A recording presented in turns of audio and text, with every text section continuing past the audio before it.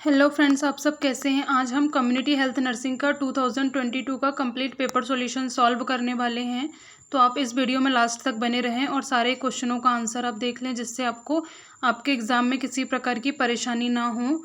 तो चलिए हम आज का हमारा जो क्वेश्चन पेपर है उसको हम स्टार्ट करते हैं, जिसमें हमारा फर्स्ट क्वेश्चन रहने वाला है डिफाइन कम्युनिटी हेल्थ नर्सिंग। तो हमने ये क्वेश्चन MPMSU 2018 में क्वेश्चन नंबर फर्स्ट का ए था, हमने वहाँ पे सॉल्व किया है। तो मैं आपको इसके लिंक डिस्क्रिप्शन बॉक्स में दे दूंगी।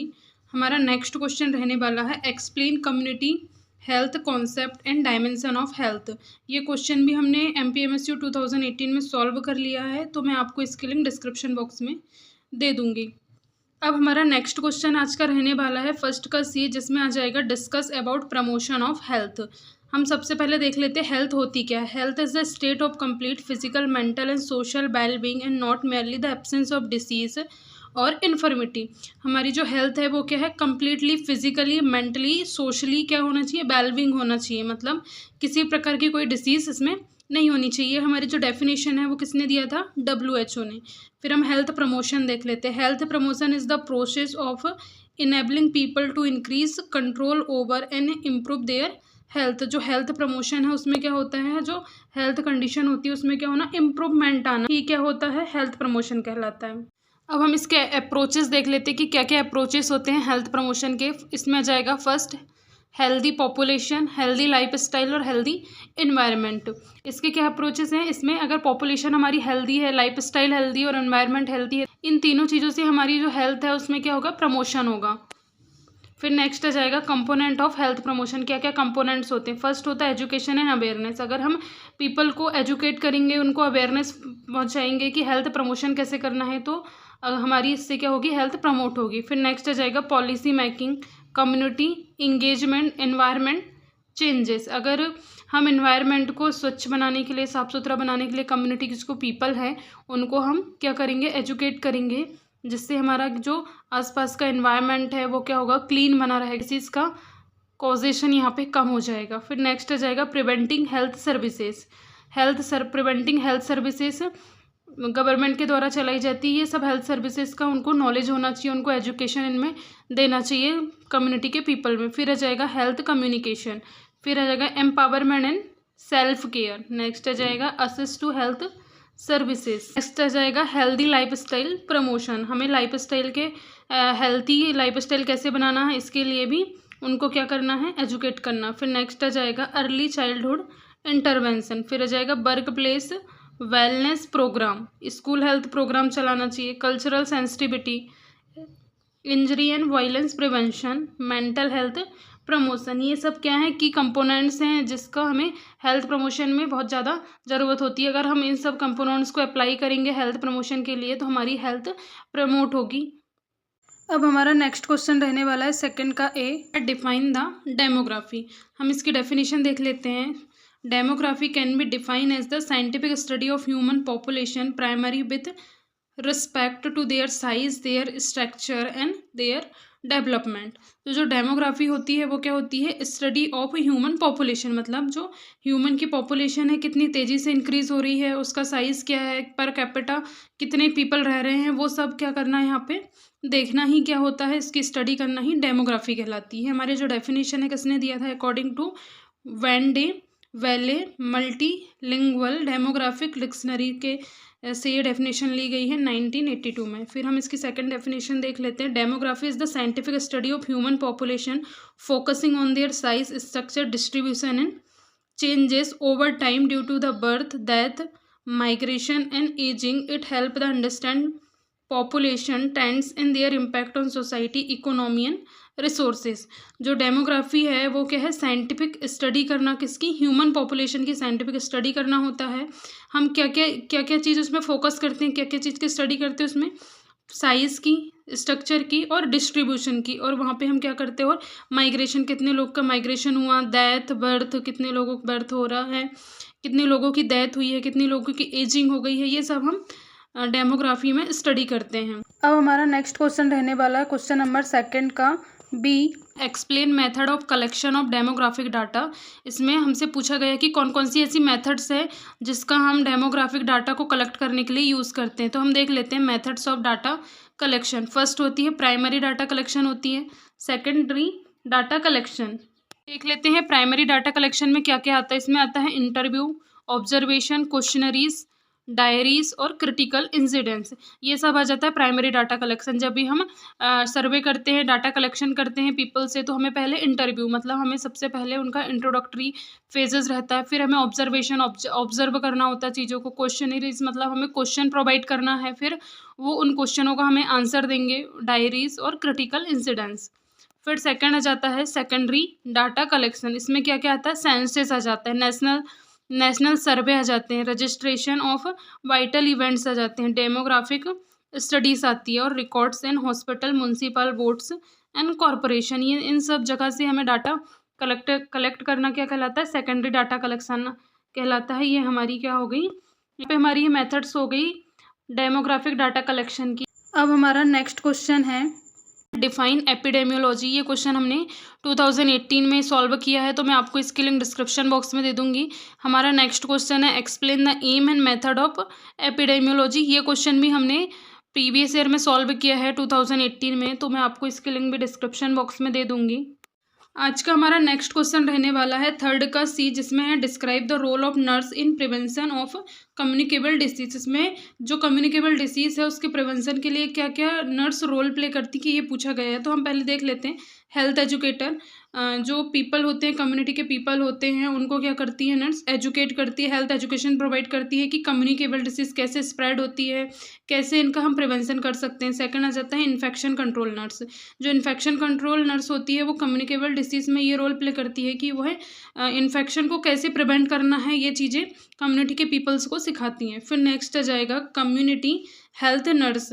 फिर है public health nurse, vaccination nurse. Vaccination nurse क्या करेगी, जो भी डिसीजेस हैं उनके अगेंस्ट जो वैक्सीन है उनके बारे में बताएगी, कौन कौन सी वैक्सीन उनको लगवानी चाहिए उसके बारे में बताएगी, और वैक्सीन क्यों जरूरी है, ये सब सारी चीज़ें वैक्सीनेशन नर्स यहाँ पे बताएगी। फिर नेक्स्ट आ जाएगा epidemiological nurse, school health nurse और आउटरीचेस नर्स। ये सब क्या है, कम्युनिटी हेल्थ नर्स का है, उनका रोल्स हैं जो क्या करेंगी, प्रिवेंशन में जो कम्युनिकेबल डिसीज़ हैं उसके प्रिवेंशन में रोल प्ले करेंगी। फिर नेक्स्ट आ जाता है expanded role of nurse in communicable disease prevention. क्या क्या और एक्सपेंडेड रोल्स होते हैं जो कम्युनिकेबल डिसीज़ के प्रिवेंशन के लिए नर्स प्ले करती है। तो जिसमें आ जाएगा पॉलिसी डेवलपमेंट एंड इम्प्लीमेंटेशन। वो क्या करती है, पॉलिसी बनाती है और उसको इम्प्लीमेंट करती है। आउटब्रेक मैनेजमेंट, अगर कोई डिसीज़ आउटब्रेक होती है, सडन आउटब्रेक होती है, एपिडेमिक्स, पैंडेमिक्स, ये सब आते हैं, तो उसके मैनेजमेंट में ये काम करती है। फिर नेक्स्ट आ जाता है सर्विलेंस एंड डाटा एनालिसिस। क्या करती है, सर्विलेंस करते रहती है, अगर कोई डिसीज़ वहाँ पे आ तो नहीं रही है, किसी का रिस्क फैक्टर तो नहीं बढ़ रहा, वो मतलब सर्विलेंस करते रहती है और डाटा को क्या करती है, एनालाइज करती है। फिर नेक्स्ट आ जाता है कॉम्प्लियंस मॉनिटरिंग। फिर नेक्स्ट आ जाता है एजुकेशन एंड ट्रेनिंग। जो पीपल्स होते हैं, कम्युनिटी के पीपल्स होते हैं, उनको क्या करती हैं, एजुकेशन प्रोवाइड करती हैं कम्युनिकेबल डिसीज़ के रिगार्डिंग, और उनको ट्रेनिंग देती हैं कि कैसे उनसे प्रिवेंट हो सकते हैं, बच सकते हैं। फिर नेक्स्ट आ जाएगा कम्युनिटी इंगेजमेंट। फिर नेक्स्ट आ जाएगा direct patient care and counselling. Patient को डायरेक्ट केयर प्रोवाइड करती हैं और उनको काउंसलिंग देती हैं। फिर नेक्स्ट आ जाता है participation in public health companies. अब हमारा नेक्स्ट क्वेश्चन रहने वाला है फोर्थ का ए, डिफाइन फैमिली प्लानिंग। हमें फैमिली प्लानिंग की डेफिनेशन पूछी गई है। Family planning is the practice of controlling the number of children one has an interval between their birth, particularly by means of contraceptive and voluntary sterilisation. तो जो family planning है वो क्या है, एक प्रैक्टिस है जिसको हम यूज़ करते हैं किसमें, नंबर ऑफ चिल्ड्रंस को कंट्रोल करने में, मतलब जो बर्थ होते हैं उनको कंट्रोल करने में हम फैमिली प्लानिंग मेथड का यूज़ करते हैं। और 2 चिल्ड्रंस के बीच में कितना गैप होना चाहिए उसके लिए भी ये हम कॉन्ट्रासेप्टिव का यूज़ करते हैं। ये सब आ जाता है किसके अंदर, फैमिली प्लानिंग में। फिर हम इसकी नेक्स्ट डेफिनेशन देख लेते हैं। Family planning allow individual and couples to participate and attend their desire number of childrens. तो जो फैमिली प्लानिंग्स होती हैं वो क्या करती हैं, जितना चिल्ड्रंस कपल्स होते हैं उनको चाहिए होता है उतने कपल के लिए क्या करती हैं, ये अलाउ करती हैं। And spacing and timing of their birth. फिर जो बच्चे होते हैं, चिल्ड्रंस होते हैं, उनमें अगर 2 बच्चे हैं तो उनके बीच में कितनी स्पेस होना चाहिए, कितना टाइम होना चाहिए दोनों के बर्थ में, इसको भी ये क्या करती हैं, अलाउ करती हैं। फिर नेक्स्ट आ जाता है it is achieve through the use of contraceptive method and treatment of infertility. ये हमारी जो डेफिनेशन है वो किसने दिया, अकॉर्डिंग टू WHO। अब हमारा नेक्स्ट क्वेश्चन है 4th का B, discuss about small family norms. हमें यहाँ पे स्मॉल फैमिली नॉर्म्स के ऊपर बताना। फिर क्या हम देख लेते हैं, small family norms are, first होता है पॉपुलेशन कंट्रोल। जो स्मॉल फैमिली नॉर्म्स है उससे क्या होती है, पॉपुलेशन कंट्रोल होती है। इकोनॉमिक बेनिफिट, जैसे अगर फैमिली में मेंबर्स कम रहेंगे, बच्चे कम रहेंगे, तो उनमें जो इकोनॉमिक खर्च होने वाला है वो वहाँ पे कम लगेगा। फिर आ जाएगी हेल्थ एंड वेलनेस।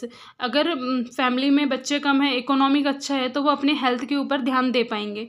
फिर है एम्पावरमेंट ऑफ वुमेन, वुमेन्स का जो एम्पावरमेंट है उसको क्या करना चाहिए, इन्हेंस करना चाहिए। फिर नेक्स्ट आ जाएगा एनवायरमेंटल इम्पैक्ट।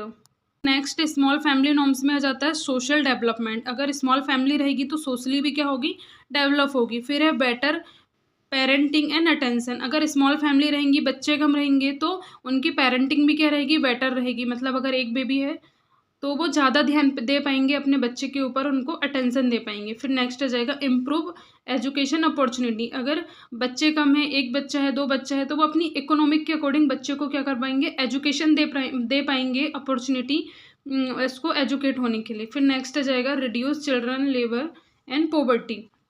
अगर बच्चे कम रहेंगे, उनकी इकोनॉमी अच्छी रहेगी, चाइल्ड लेबर से बचा पाएंगे और पॉवर्टी मतलब गरीबी से ये बचा पाएंगे। फिर है नेशनल इकोनॉमिक ग्रोथ। इन सब चीज़ों से क्या होगी, नेशनल की जो इकोनॉमिक ग्रोथ है वो भी बढ़ेगी। फिर है साइकोलॉजिकल कंफर्ट। फिर हमारा नेक्स्ट क्वेश्चन आ जाता है क्वेश्चन नंबर 4th का सी, जिसमें है describe methods of family planning. इसमें फैमिली प्लानिंग की मेथड्स पूछी गई है। ये हमने MPMSU 2020 में सॉल्व कर लिया है, तो मैं आपको इसकी लिंक डिस्क्रिप्शन बॉक्स में दे दूंगी। हमारा नेक्स्ट क्वेश्चन रहने वाला है राइट शॉर्ट नोट्स, जिसमें फर्स्ट में आ जाएगा 5th के ए, वुमेन एम्पावरमेंट। ये क्वेश्चन भी हमने 2019 में सॉल्व किया है।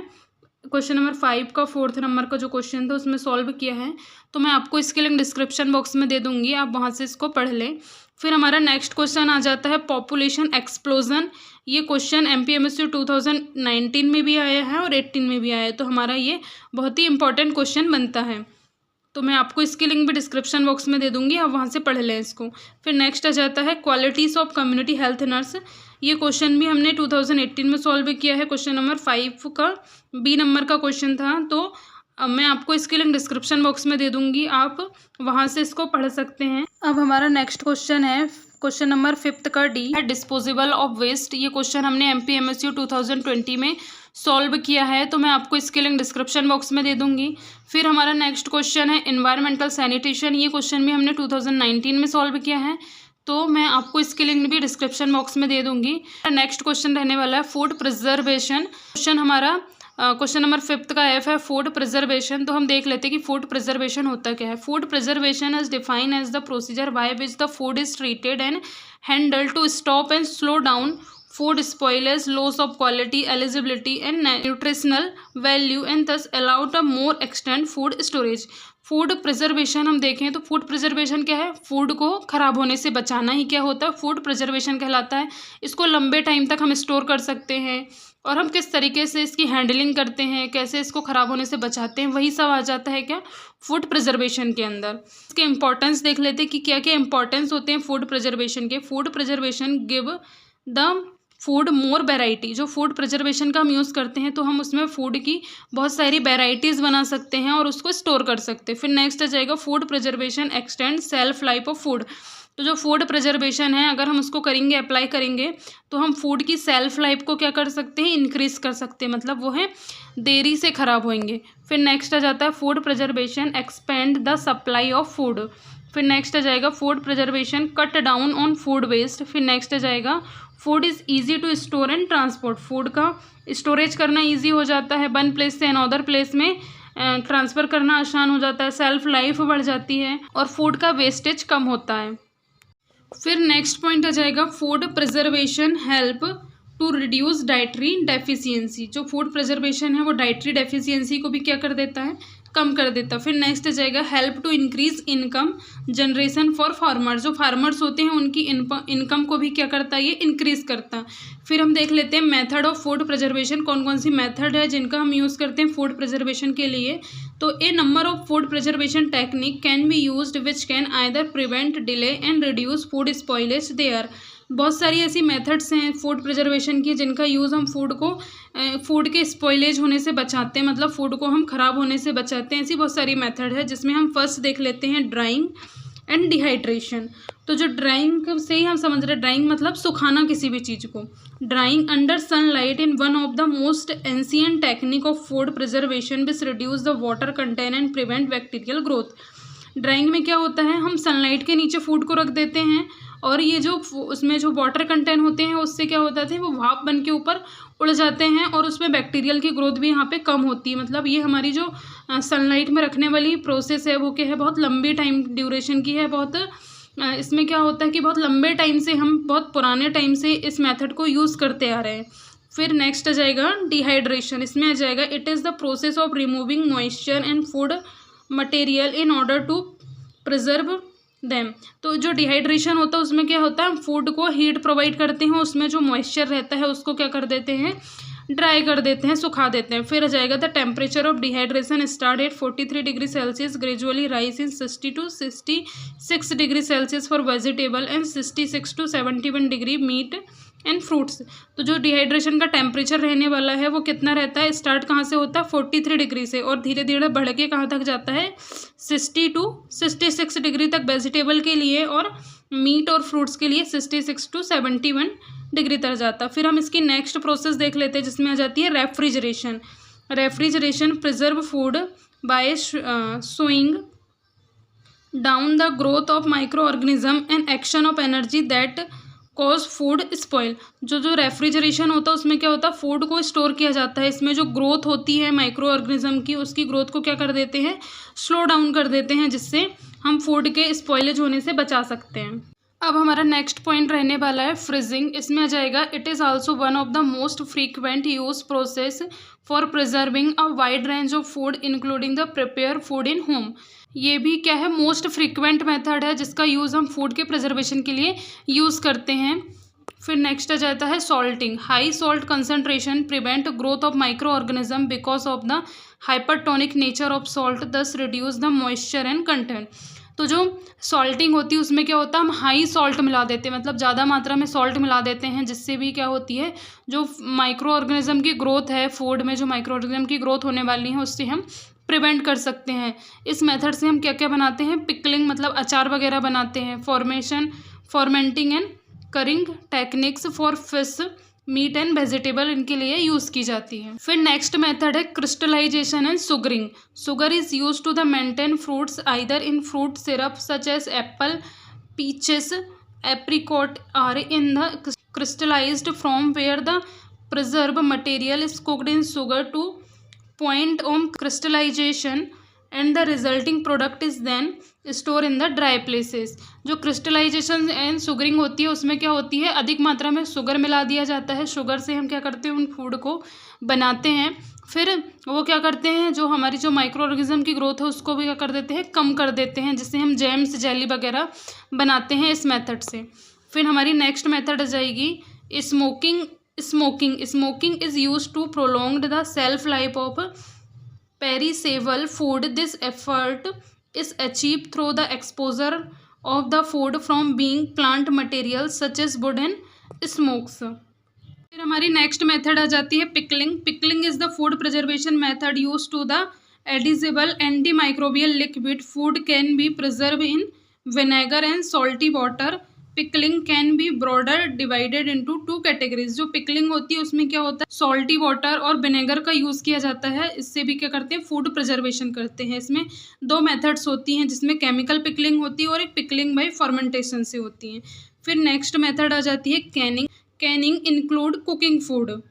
Ceiling it is the sterilise canister and pots and boiling the container as the method of sterilisation and destroy remaining bacteria. This process involves the picking food is vacuum container and heating them to temperature then kill the microorganism। इसमें क्या किया जाता है, bacteria को किल करने के लिए जो हमारा फूड होता है उसको बॉईल किया जाता है, टेम्परेचर हाई करके बॉईल किया जाता है वैक्यूम कंटेनर में, जिससे भी माइक्रो ऑर्गेनिज्म को हम किल कर सकते हैं। जो मॉडर्न टेक्निक्स होती हैं फूड प्रिजर्वेशन की वो हम देख लेते हैं, जिसमें आ जाती है पास्चुराइजेशन होती है, स्टरलाइजेशन होती है, एडिटिव्स होती हैं, प्रिजर्वेटिव्स होती हैं, वैक्यूम पैकिंग होती है। मतलब पॉस्चराइजेशन, मतलब जैसे हम मिल्क वगैरह का करते हैं स्टरलाइजेशन। फिर है एडिटिव्स यूज़ करते हैं, मतलब बहुत सारे एडिटिव्स हम मिक्स कर देते हैं जिससे भी क्या होती है उसकी हम स्पॉइलेज होने को, फूड के स्पॉइलेज को बचा सकते हैं। फिर है प्रिजर्वेटिव्स मिला देते हैं, वैक्यूम पैकिंग कर देते हैं, जैसे कुरकुरेस वगैरह में आती हैं, कुरकुरे या फिर पैकेट बंद चीज़ों में आती है, उसमें वैक्यूम पैकिंग की जाती है जिससे क्या होता है फूड के स्पॉइलेज होने से हम बचा सकते हैं। यहाँ पे हमारा 2022 का कम्युनिटी हेल्थ नर्सिंग का जो क्वेश्चन पेपर है वो कंप्लीट होता है। अगर आपको इस क्लास से रिलेटेड किसी भी प्रकार का कोई भी डाउट हो तो आप कमेंट्स बॉक्स में कमेंट्स कर सकते हैं। अगर आपको मेरा ये क्लास पसंद आया हो तो प्लीज़ इसे लाइक करें, अपने फ्रेंड्स लोगों के साथ में शेयर करें और बेल आइकन को प्रेस करके रखें जिससे आपको नेक्स्ट वीडियो के नोटिफिकेशन आपको मिल जाए। तो हम आज की क्लास को हमारी यहीं पे फिनिश करते हैं। Thank you for watching this video.